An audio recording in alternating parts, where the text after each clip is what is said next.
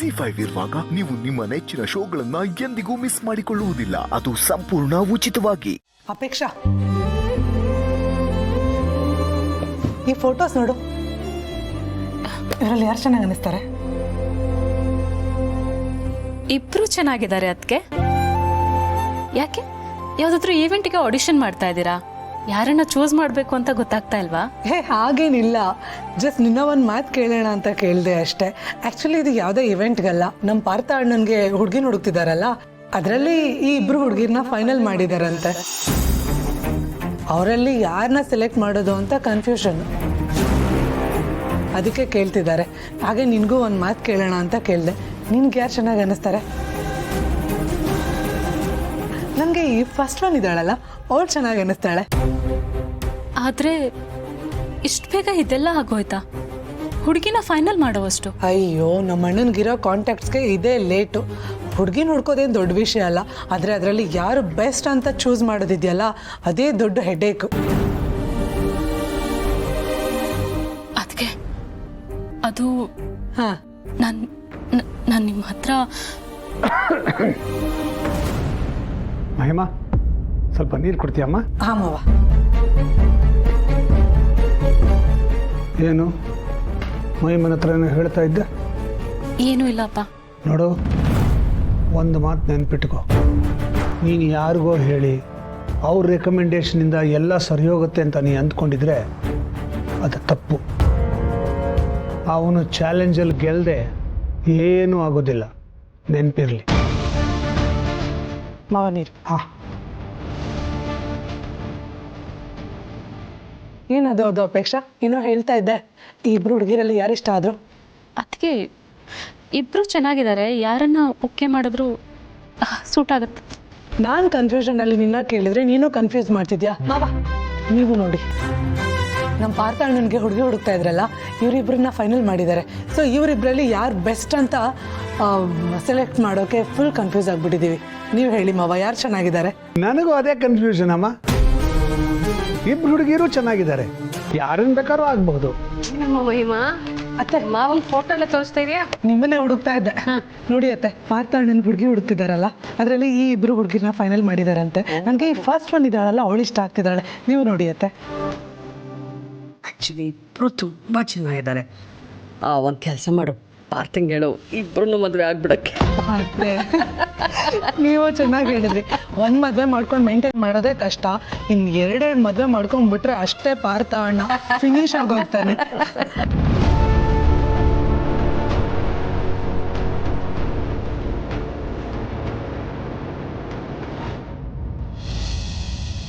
ಹಾಂ, ಚೆಕ್ ಮಾಡ್ತಾ ಇದ್ದೀನಿ ಶಾಸ್ತ್ರಿಗಳೇ. ಆಯ್ತಾಯ್ತು, ನಮಸ್ಕಾರ.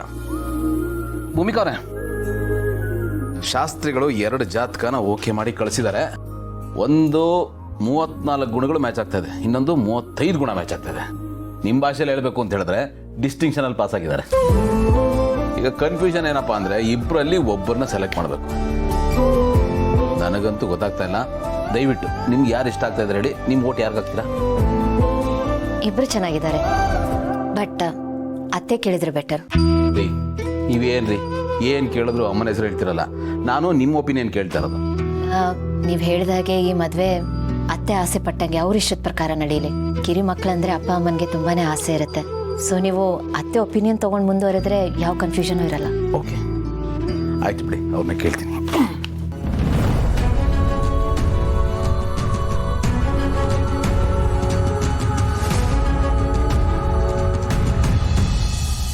ಅಮ್ಮ, ಒಂದು ನಿಮಿಷ ಬನ್ನಿಮ್ಮ, ಕೂತ್ಕೊಳ್ಳಿ. ಏನು ಗೌತಮ್?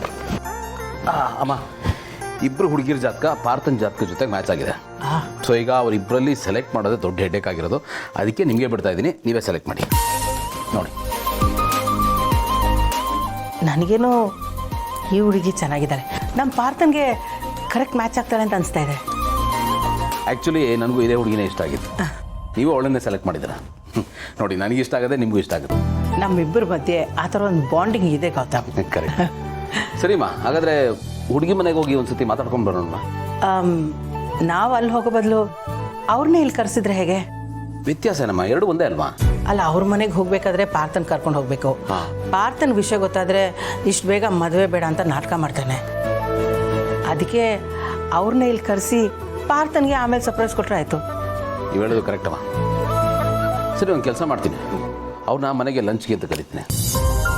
ನಾವು ಅವ್ರ ಜೊತೆ ಸ್ವಲ್ಪ ಮಾತಾಡ್ಬೋದು, ಅವ್ರ ಬಗ್ಗೆ ತಿಳ್ಕೊಬೋದು, ಒಂದಷ್ಟು ಟೈಮ್ ಸ್ಪೆಂಡ್ ಮಾಡ್ಬೋದು ಅಲ್ವಾ? ಆಮೇಲೆ ಬೇಕಾದರೆ ಪಾರ್ಥನ್ ಕರೆಸಿ ಸರ್ಪ್ರೈಸ್ ಕೊಡೋಣ. ಸಾಧ್ಯ ಆದರೆ ಇವತ್ತು ಮಧ್ಯಾಹ್ನ ಕರೆಸ್ಬಿಡು ಲಂಚ್ಗೆ. ಸರಿಮಾ, ನಾನು ಫೋನ್ ಮಾಡಿ ಕೇಳ್ತೀನಿ. ಹಾಂ, ಓಕೆ.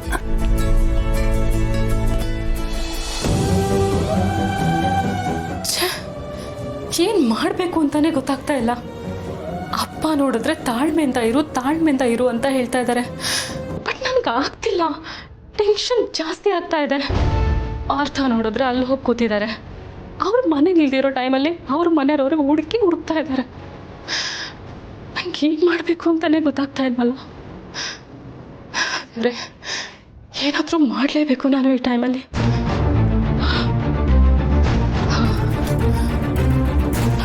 ಅಕ್ಕನ ಹತ್ರ ಈ ವಿಷಯದ ಬಗ್ಗೆ ಮಾತಾಡಲೇಬೇಕು. ಬೇರೆ ಆಪ್ಷನ್ನೇ ಇಲ್ಲ ನನಗೆ.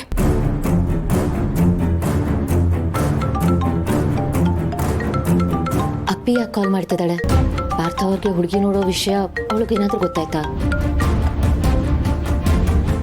ಹೇಳು ಅಪ್ಪಿ. ಹಲೋ ಅಕ್ಕ, ನೀನು ಮನೇಲಿದೆಯಾ ಅಥವಾ ಹೊರಗಡೆ ಇದೆಯಾ? ಸ್ವಲ್ಪ ನಿನ್ನ ಹತ್ರ ಮಾತಾಡಬೇಕಿತ್ತು. ನಾನು ಮನೇಲೇ ಇದ್ದೀನಿ, ಹೇಳು. ಅದು ಅಕ್ಕ, ನಿನ್ನ ಹತ್ರ ಒಂದು ಮುಖ್ಯವಾದ ವಿಷಯ ಮಾತಾಡಬೇಕಾಗಿತ್ತು. ಅದನ್ನು ಮಾತಾಡೋಣ ಅಂತಲೇ ನಿನ್ನ ಮನೆಗೆ ಬಂದಿದ್ದೆ, ಬಟ್ ಆಗಲಿಲ್ಲ. ಆದರೆ ಈಗ ನಿನ್ನ ಹತ್ರ ಮಾತಾಡಲೇಬೇಕು. ಸಿಚುವೇಶನ್ ಆ ಥರ ಇದೆ ಅಕ್ಕ. ನಾನು ಒಂದ್ಸತಿ ನಿನ್ನನ್ನು ಮೀಟ್ ಮಾಡಿ ಮಾತಾಡ್ಬೋದಾ? ನಾನು ನಿನ್ನ ಮನೆಗೆ ಬರ್ತೀನಿ, ಅಲ್ಲೇ ಮಾತಾಡೋಣವಾ? ಬಾ ಅಂತಾನು ಹೇಳೋಕ್ಕಾಗಲ್ಲ, ಬರಬೇಡ ಅಂತಾನು ಹೇಳೋಕ್ಕಾಗಲ್ಲ. ಏನು ಮಾಡಲಿ ಈಗ? ಅಕ್ಕ ಅಪ್ಪಿ, ನಾನು ನಿಂಗೆ ಆಮೇಲೆ ಕಾಲ್ ಮಾಡ್ತೀನಿ, ನನಗೆ ಕಾಲ್ ಬರ್ತಿದೆ.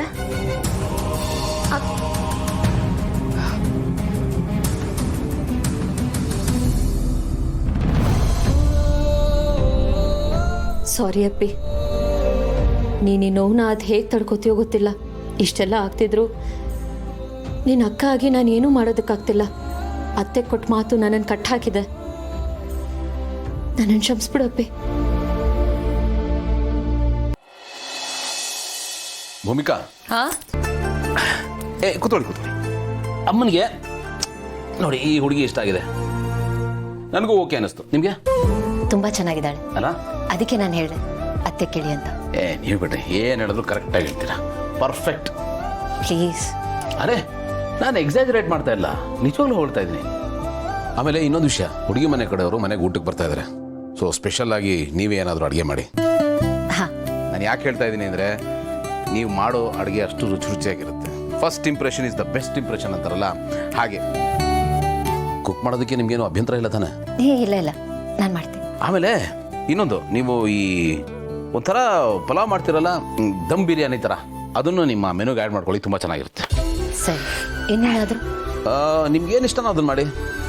ನಾನು ಹೇಳಿದ್ನಲ್ಲ, ನಿಮ್ಮ ಕೈ ರುಚಿ ಅದ್ಭುತವಾಗಿರುತ್ತೆ, ಹೊಟ್ಟೆಗಂತೂ ಮೋಸ ಆಗಲ್ಲ. ಸರಿ, ಇನ್ನೇನು ಮಾಡಬೇಕು ಅಂತ ನಾನು ಅತ್ತೆ ಕೇಳಿ. ಓಕೆ. ZEE5 ಆಪ್ ಡೌನ್ಲೋಡ್ ಮಾಡಿ ಎಲ್ಲಾ ಸಂಚಿಕೆಗಳನ್ನು ಸಂಪೂರ್ಣ ಉಚಿತವಾಗಿ ನೋಡಿ.